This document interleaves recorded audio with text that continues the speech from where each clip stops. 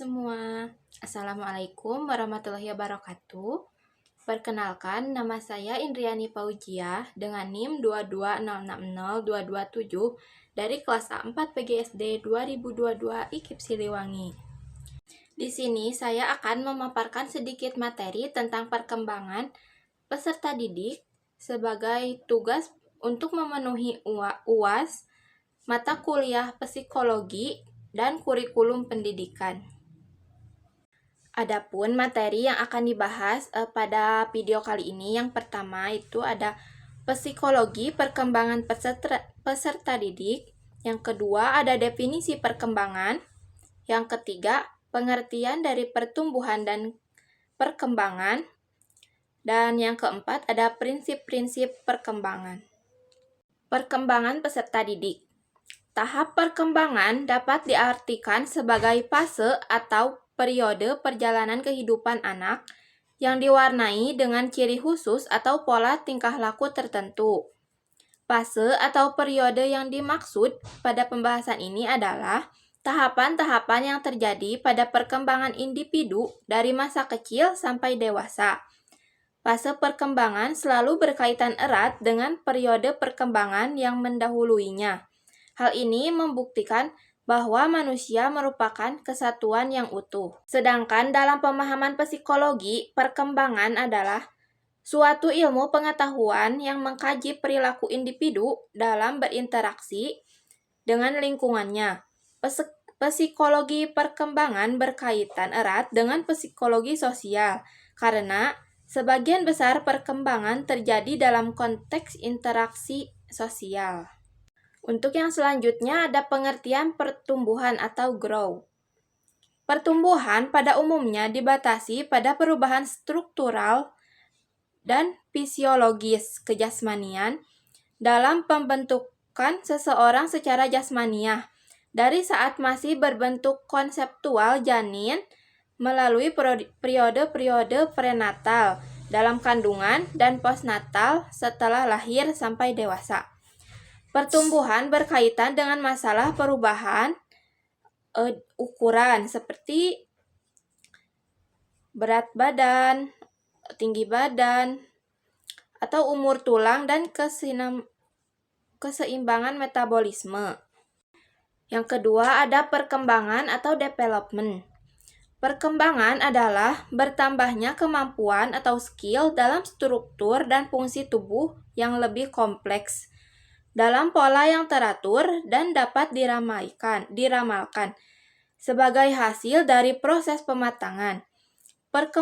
Perkembangan menyangkut adanya proses diferensiasi dari sel-sel tubuh, jaringan tubuh, organ-organ, dan sistem organ yang berkembang sedemikian rupa sehingga masing-masing dapat memenuhi fungsinya, termasuk perkembangan emosi, intelektual, dan tingkah laku sebagai hasil interaksi dengan lingkungan.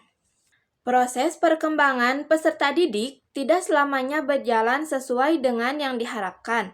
Hal ini disebabkan karena banyak faktor yang memengaruhinya, baik faktor yang dapat diubah yaitu faktor keturunan maupun faktor yang tidak dapat diubah yaitu lingkungan.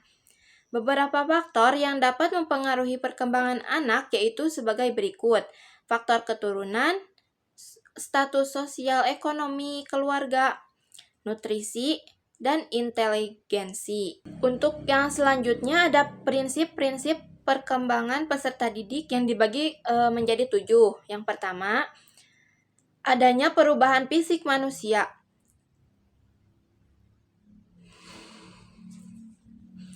Yang selanjutnya ada prinsip-prinsip perkembangan peserta didik yang dibagi menjadi 7 bagian.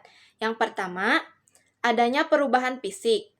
Manusia tidak pernah dalam keadaan statis. Dia akan selalu berubah dan mengalami perubahan mulai dari pembuahan hingga kematian tiba. Contoh perubahannya yaitu tinggi badan, berat badan, ukuran kepala, dan perubahan mental. Untuk yang kedua, perkembangan awal lebih kritis dari perkembangan selanjutnya. Lingkungan tempat anak menghabiskan masa kecil akan sangat berpengaruh kuat terhadap kemampuan bawaan mereka. Yang ketiga, perkembangan merupakan hasil proses kematangan dan belajar. Perkembangan seorang anak akan sangat dipengaruhi oleh proses kematangan, yaitu terbukanya karakteristik yang secara potensial telah ada pada individu yang berasal dari warisan genetik individu. Misalnya, dalam fungsi filogenetik yaitu merangkak, duduk, kemudian berjalan.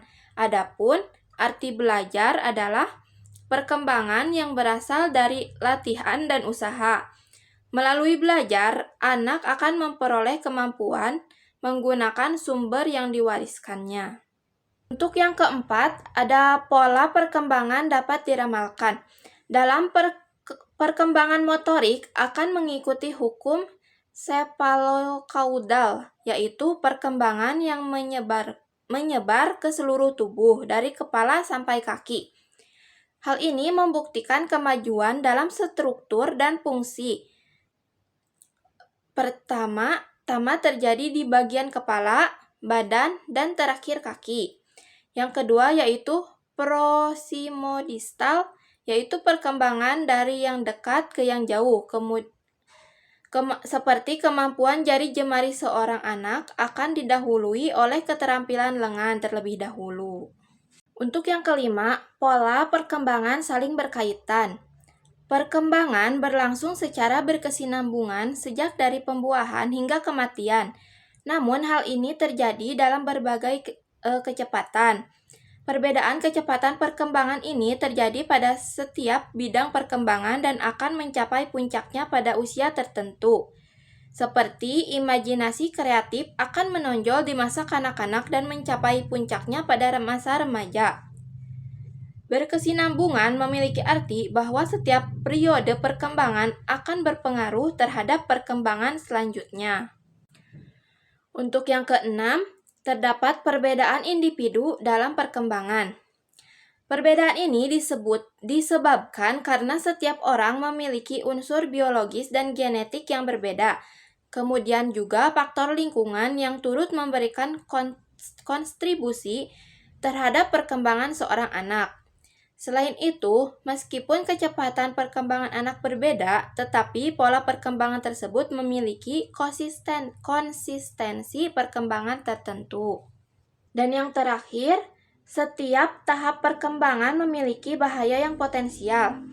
Pola perkembangan tidak selalu berjalan mulus. Pada setiap usia mengandung bahaya yang dapat mengganggu pola normal yang berlaku. Beberapa hal yang dapat menyebabkannya yaitu lingkungan. Bahaya ini dapat mengakibatkan terganggunya penyesuaian fisik, psikologis, dan sosial, sehingga pola perkembangan anak tidak ada peningkatan dalam perkembangannya. Sekian materi yang dapat saya sampaikan. Mohon maaf bila ada kesalahan. Wassalamualaikum warahmatullahi wabarakatuh. Bye-bye. Terima kasih.